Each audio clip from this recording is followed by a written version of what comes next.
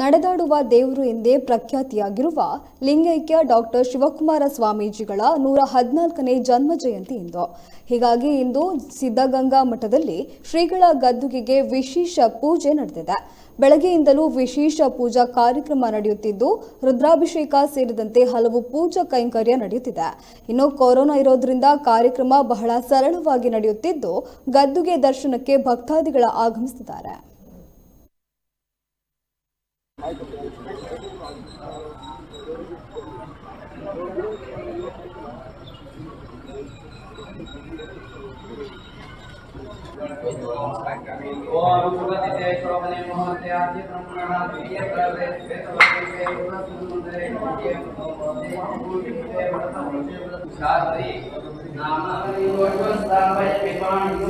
पवित्रम ओम शांति शांति शांति ओम सोमो वाये तस्य राजमादस्य यो राजासन् राजो वासोमि नयजते एव सुवामेतानि अवेगुं शिवन्ते एतावं स्व वै देवानागुं सवः स एवास्मै सवं प्रयुज्यन्ते